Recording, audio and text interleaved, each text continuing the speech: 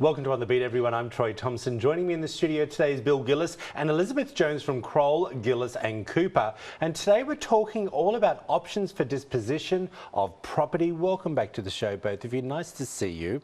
We asked our clients and our viewers to send us in questions because we feel it's really important that we get their questions to ask you and put you in the hot seat. Are you ready for this? I'm ready. This is a good one to begin with.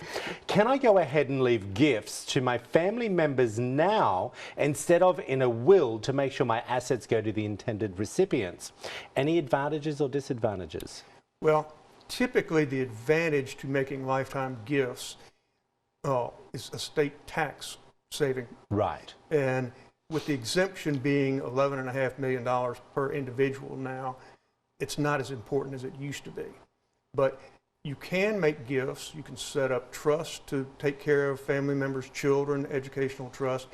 But the main consideration there, Troy, is that you need to make sure that you're not giving away to your own detriment by starting that plan. Oh, I agree on that. And before I jump to my next question, I want to have a question on the question. Is it something you need to speak to your financial planner about and work in cahoots with you? Indeed. Yeah. I think, and I always advise a team concept. You should consult with your attorney, your accountant, and your financial advisor to make sure that what you're doing is in fact in your best interest. I personally thought that in my mind. What about joint ownerships?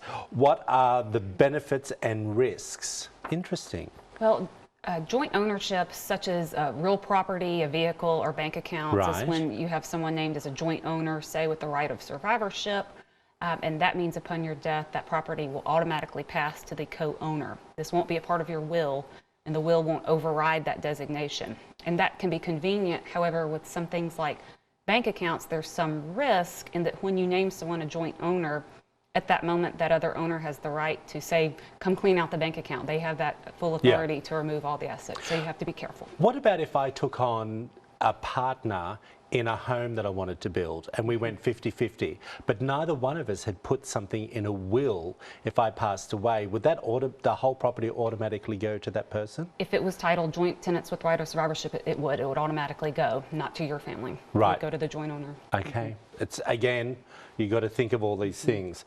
What about beneficiary designations, such as my retirement account and life insurance policy? How does this fit into my estate planning? It's a very important consideration for several reasons.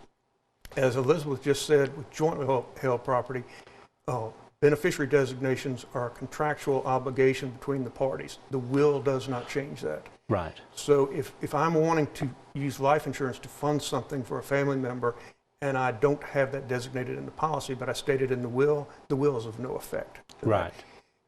Retirement accounts the same way. There's a beneficiary designation. An important consideration there are income tax consequences of who the beneficiary is. So again, you should consult with your financial advisor, your attorney, and your accountant to make sure that not only does your beneficiary designation comply with your estate plan, but that you're not creating adverse tax consequences for your family members. Okay. Interesting question here. Can I name my minor child as a beneficiary or secondary beneficiary of my life insurance policy or retirement account?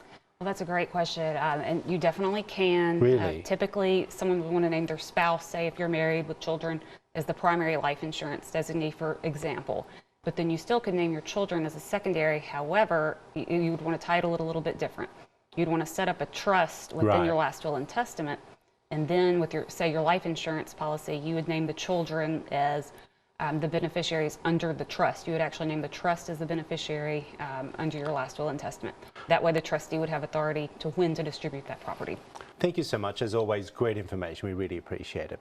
If you want to find out more, there it all is up on the screen, everyone. Crowell, Gillis and Cooper for all your estate planning and will needs. Back after this short break.